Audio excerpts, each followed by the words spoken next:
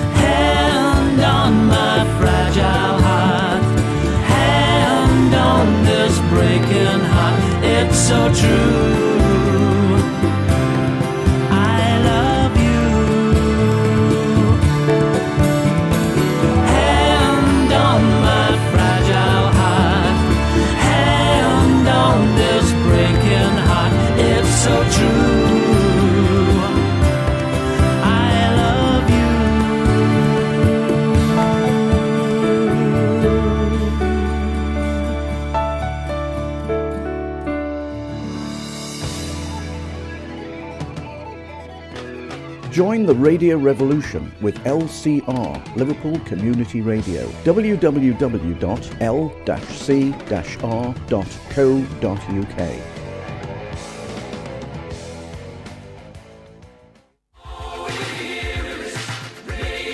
Radio on the internet, a new wave of listening. Get radioactive with LCR, Liverpool Community Radio.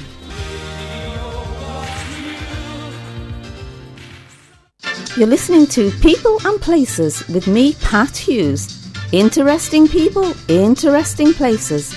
Only on Liverpool Community Radio. Heart Scare, the song you've just heard, was another of Billy Hoy and Steve McFarlane's compositions. And I actually have to talk about bugs and scary in the Palm House. That was probably appropriate. I didn't realise that was going to link into there. But just before we go on to Billy, I just wanted to say, Moira, when I was at the Palm House the other day, I noticed you have a salsa evening. We do, yes. Yes, we've got another one coming up in early December. 400 people salsa dancing. It's quite a sight. I can imagine. That's brilliant. So is that on regular? Is that yes, we do one, probably one every 2 months is how often we do that on a Friday night. So keep an eye on the website. It'd be my recommendation to see what's coming up. But yeah, we've got another one coming up before Christmas. So get your dancing shoes on. All right. God, that's you listening. Listeners, go to the salsa. Right. Local community radio only play non-copyright music, and usually from local bands. Unfortunately, in Liverpool, we have many talented musicians, as we've just seen now, by hearing Billy's songs. I'd now like to introduce my multi-talented next guest, Billy Hoy. As I said earlier, Billy is a musician, a choir master, a Radio Merseyside and Soul FM presenter, China Tour specialist guide, charity fundraiser, and believe it or not, he has time to be a dad too. Now, how versatile. Where do I start with you, Billy? I'll tell you what, let's start with who am I? So am I right in saying you are a first generation British born and your parents were from southern China? That's right. Absolutely correct. Right. So, I'm first generation British born. My parents actually met over here. They came over separately. And as Moira mentioned before, a lovely story about Valentine's Day. My parents were from two different classes as such. And back in China, they never would have married, never would have met. My mum was from quite an affluent background, connected with shipping. My dad was from a farming background, and there's actually still a Hoi farm in southern China. So if I decided to give all of this up and go back, you can go back to I can go back there and just tend the fields, look after the animals, and just live. If I ever decide, so if I ever disappear, that's where you've gone. Go look around the farms in southern China, and you'll probably find me at one of them. How interesting is that? I shouldn't have said that, really. I can't really escape now, can I? No, you can't. You know, somebody will find you. So they met over here back in the 60s because they were level pegging at that point when they came over here to look for work, as most people did back in the 60s. Yeah. And I popped onto the scene in 1970. Oh, right. Oh, well, I'm glad that happened and that you're here with us. I am too. Yeah. Right, so we can see why you know so much about Chinatown then and Chinese culture. Mm-hmm. And the one thing I do know about Liverpool Chinatown is that it's the first Chinatown in Europe. But that's all I know. So maybe you can talk us through a typical tour you would do of Chinatown. Well, it's the oldest Chinatown in Europe. The oldest Chinatown in Europe. It's the second oldest Chinatown, or Chinese community, let's just call it, Chinese community, in the world, next to San Francisco. Oh. San Francisco was the first Chinese community outside of mainland China. And Chinese people went across there to help build the railway that connected East and West Coast. And that's what they actually did. And they were very famous for, known for, working a little bit longer than the other workers. Not because they were any more hard working, but because they used to eat maize, rice packets, and it's slow release energy, so it's like a banana times 1,000. It's slow release energy, so they used to last a little bit longer when they worked, and so they're known to be hard workers overall as they worked on the railways. Must try that. Does that give you energy? It Maybe we should put that in our diet. Yeah. Bit more energy that's today. How I try and keep going as well most of the time. So yeah, it's the oldest Chinatown in Europe, right here in Liverpool. And it was from the mid-1860s, mid-1800s, 1860, there were around about 200 Chinese sailors that had actually settled in the area.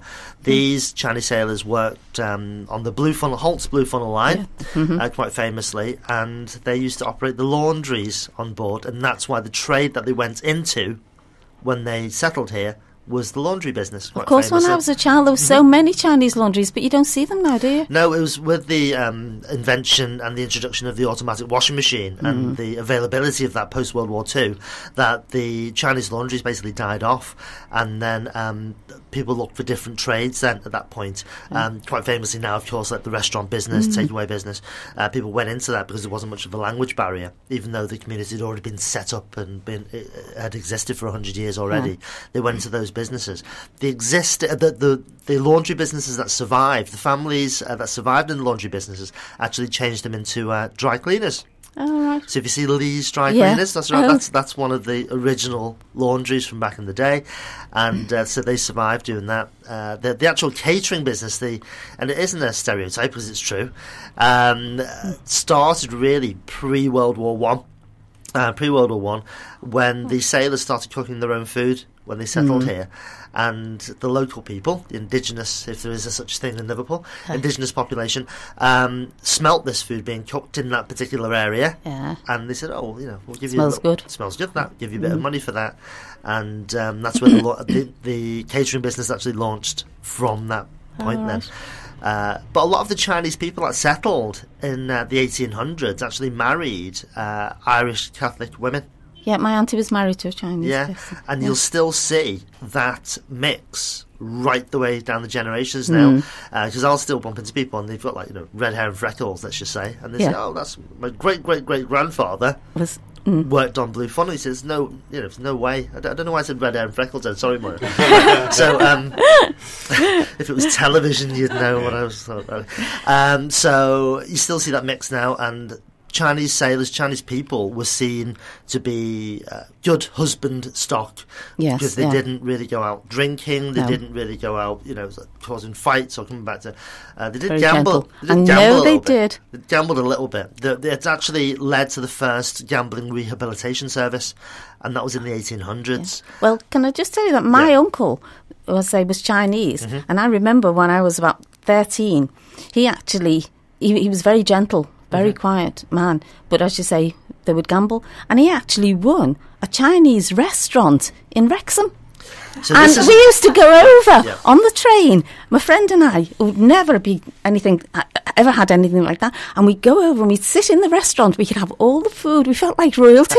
It was amazing. So it isn't an urban myth then that people lose businesses in games of mahjong or poker or whatever happens to be, card games. It did happen, you're absolutely right, it did happen. I mean, fortunately you're on the good end of that you actually ended up the other way around. the other way around quite easily. But yeah, it's not that isn't a stereotype. That it is very much built into culture, that even nowadays China is a communist country politically, but culturally it's completely different. It's very much capitalistic if you think about it. If you think about even celebrations like Chinese New Year, it's very much about the money, and it's about red packets of envelopes, and it's about gold. So culturally Chinese people are actually quite capitalistic. It's only the politics, and politics changes with the wind, really, doesn't it, really, in the grand scheme of things. So you see that as well. So modern Chinatown now sees the lovely ceremonial Chinese archway. Yeah, it's beautiful, that, isn't it? I was part of the team that actually helped bring that across here from Shanghai. Oh, right. That actually marks the official twinning of Shanghai and Liverpool. And for any of the listeners who have actually been to Shanghai, if anybody's been to Shanghai before, you'd know the architecture there is very similar, if not exactly the same, as what you'd see here on Liverpool waterfront as well. Certainly with Three Graces. Yeah, it is very similar, isn't it? Very, very not similar. That I've been, but I've seen photographs. You've seen photos or pictures. It's very, very similar. So the official twinning of Shanghai and Liverpool actually happened in 2000, and it was marked by the construction of the ceremonial archway, which was half the money came from City Council here, and the half came from Shanghai. Yeah, so it's amazing. I believe has it got 200 or 300 dragons? Have you been researching, Pat? I did a bit of research on that archway. I did.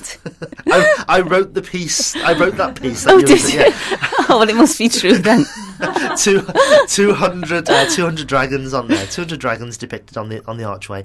5 different colours that are linked in with feng shui. Feng shui on the surface, you probably see that people think it's just about moving furniture around or about where you put this. It's a lot more convoluted than that. It's actually based on astrology. It's more a science than an art. Oh, right. Feng shui, and people will use that particular way of measuring that look and energy and about balance with buildings over in Hong Kong, for instance, and in China. There'll always be a feng shui reading actually done on those buildings. Same with the archway, and same with, going back to what I was saying about the 5 cultural colours, feng shui colours that you see on the archway, which are red, which signifies good luck. That's the good luck colour for Chinese culture. Then you'll see blue and green. Now, blue represents water, green represents air or the environment. This is not a new concept. So we've got blue and green.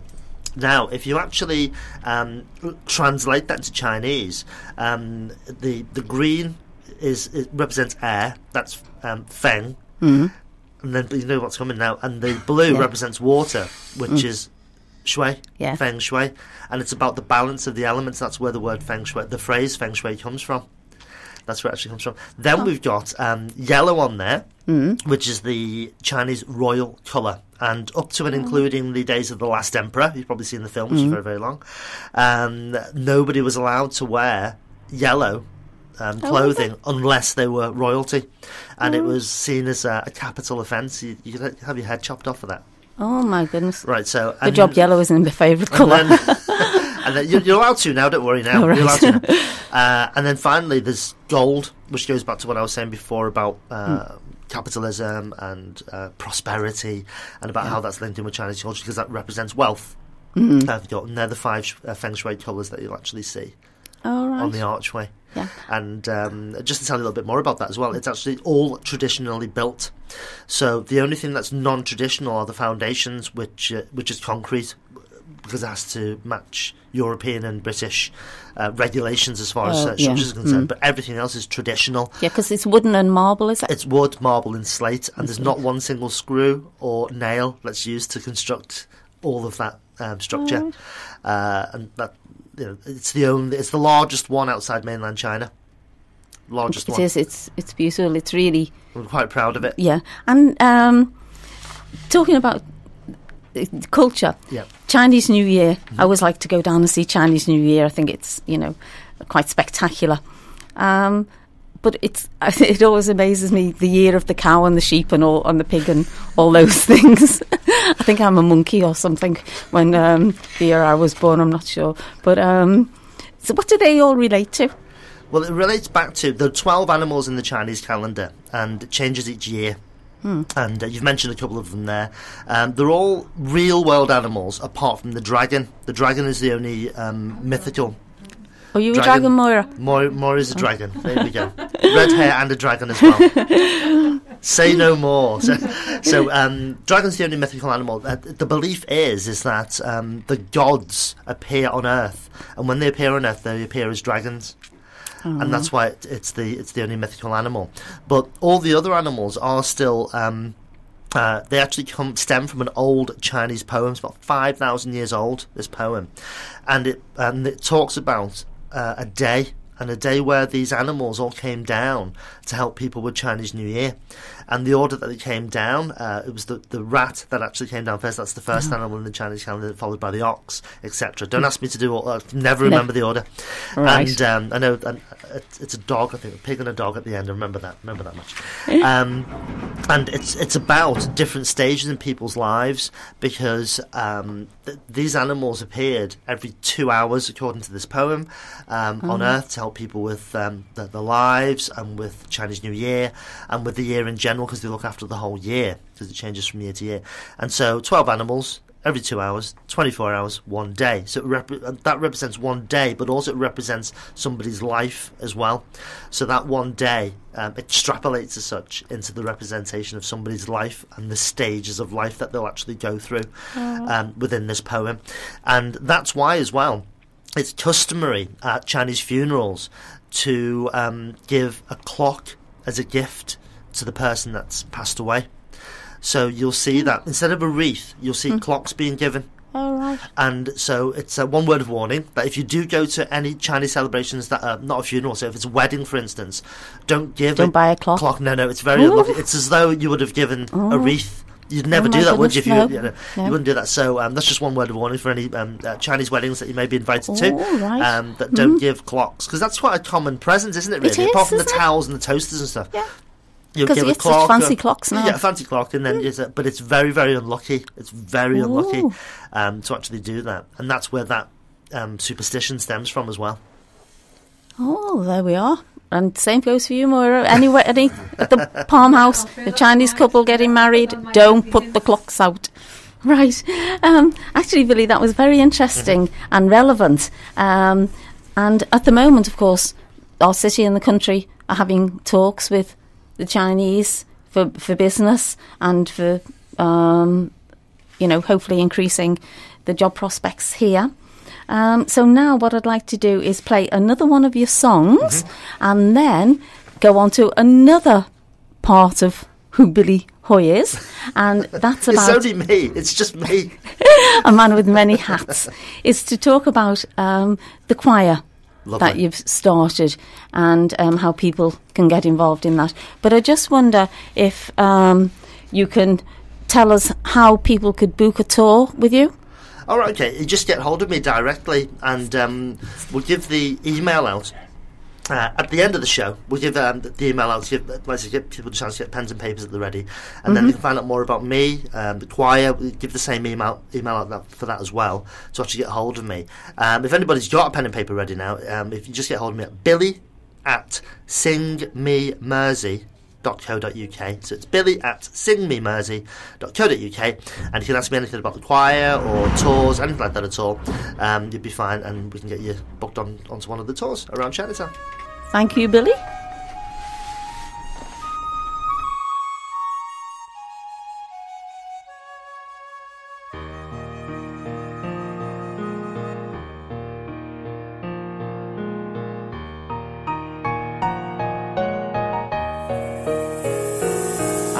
Still hear you now as if it was yesterday.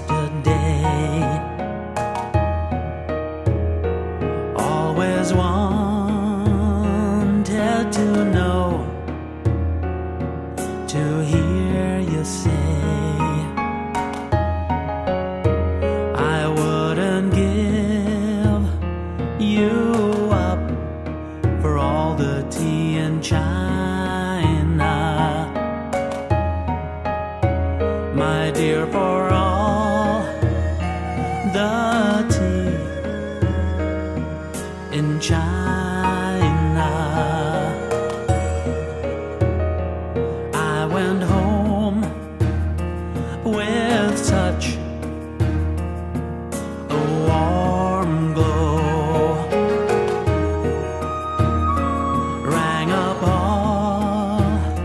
My friends to tell them so.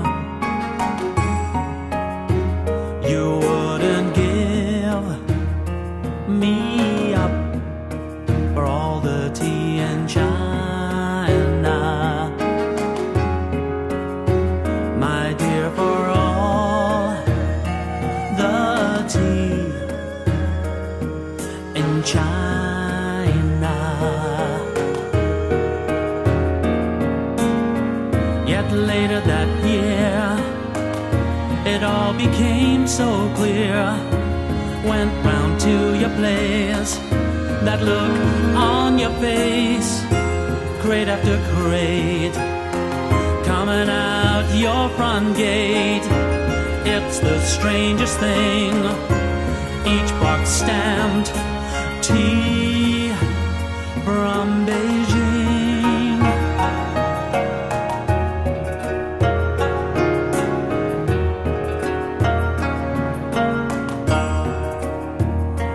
Now I sit with your words swirling round my head. A love that once was alive and now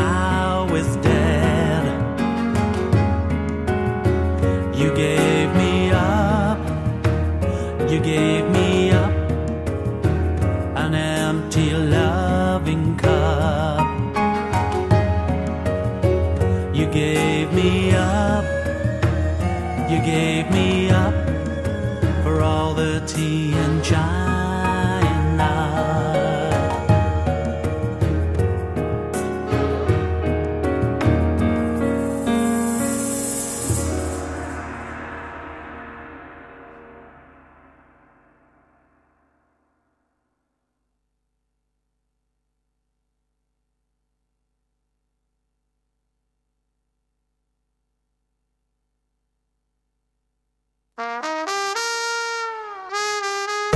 The new sound of the city, LCR, Liverpool Community Radio, www.l-c-r.co.uk. Radio on the internet, a new wave of listening. Get radioactive with LCR, Liverpool Community Radio.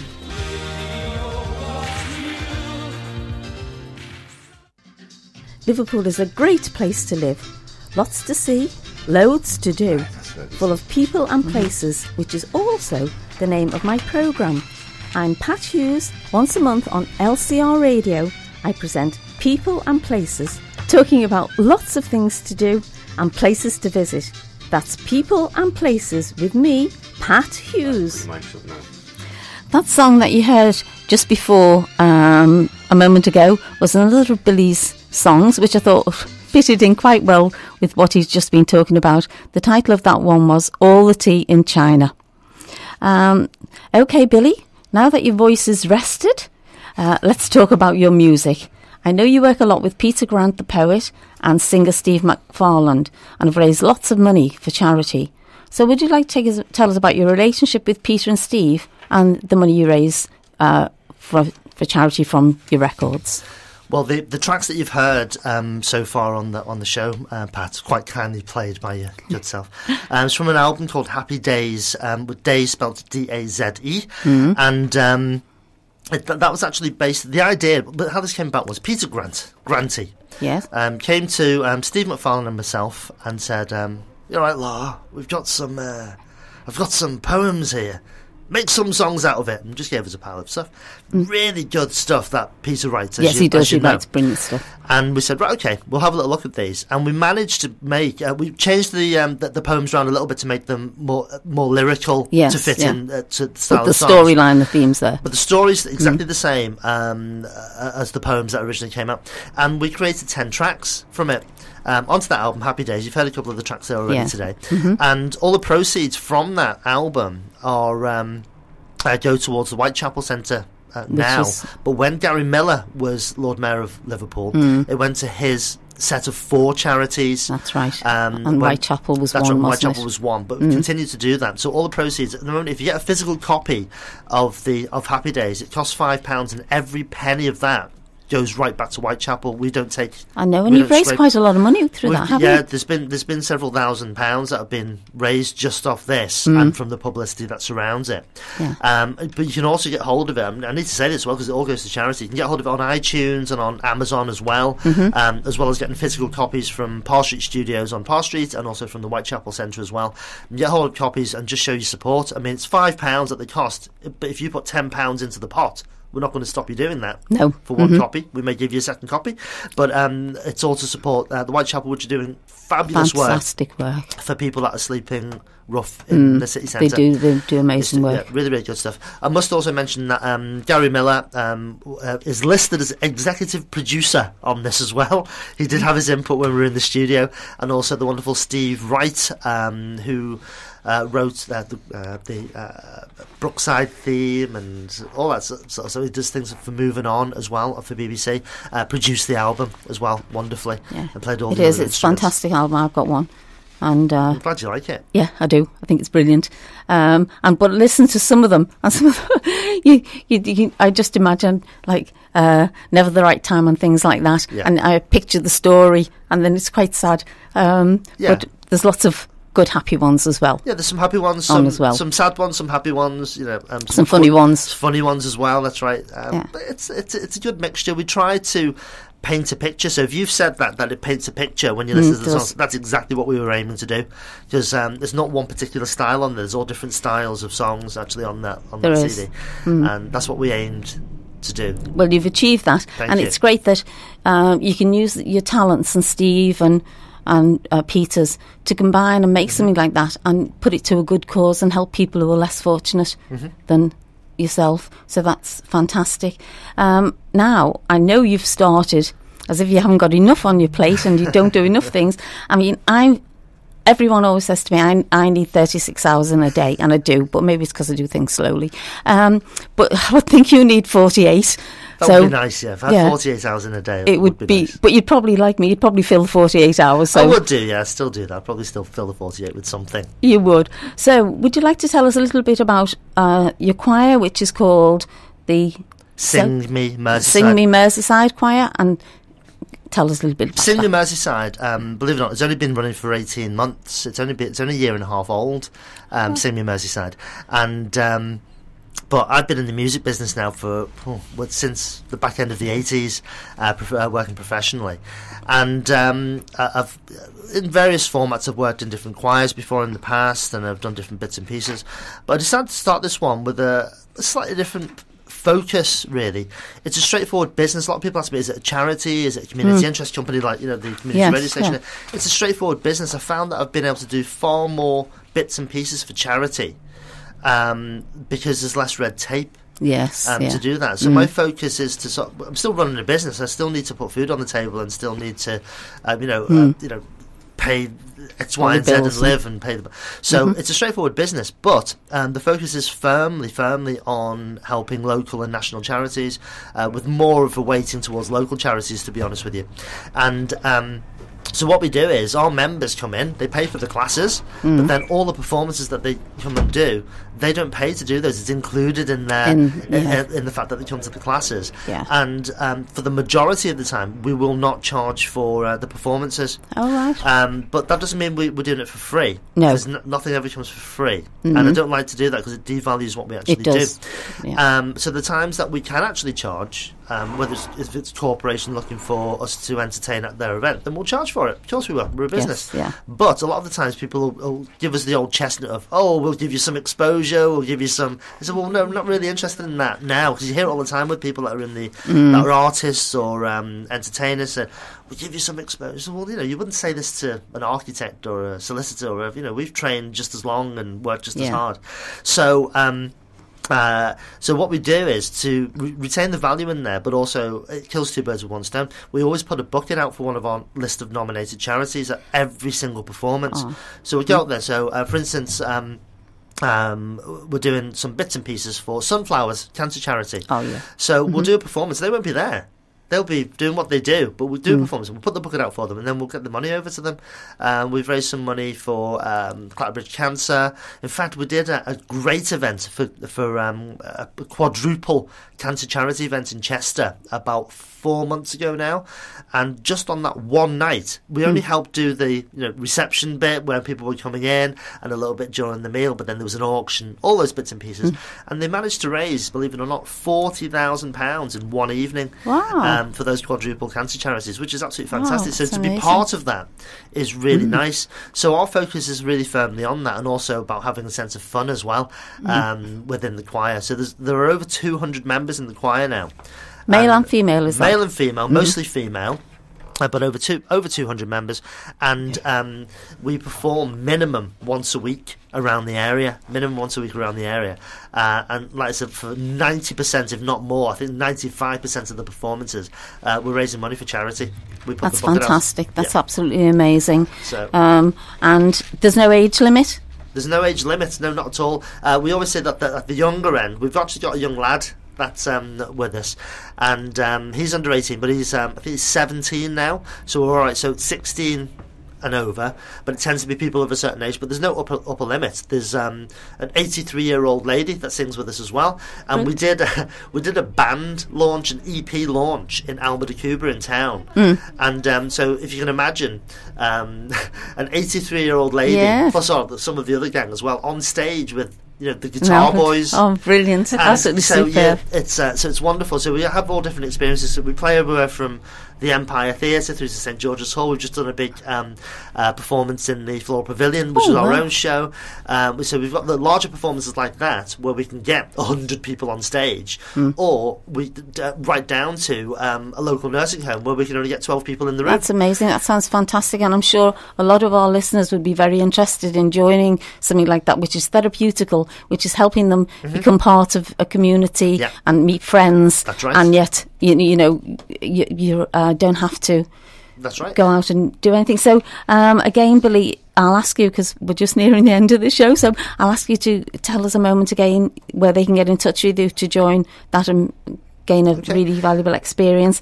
And I'd like to thank Moira as well for being my guest today. And don't forget, if you want to book your wedding or go and see any events, then look onto the Palm House website, which is... Yeah, it's www.palmhouse.org.uk.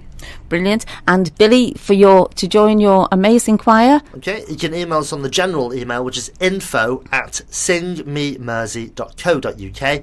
So that's info@singmemersey.co.uk. And you can look at us, look us up on social media as well, on Facebook and on Twitter as well, if you just have a little search for us there. Well, thank you both very much. I just wish we'd had more time, because there's been so much that I would have liked to have asked you, and I'm sure our listeners would like to hear a lot more. So maybe you'll come back another day and tell us a little bit more about everything. Thank you. So thank you very much. Thank you.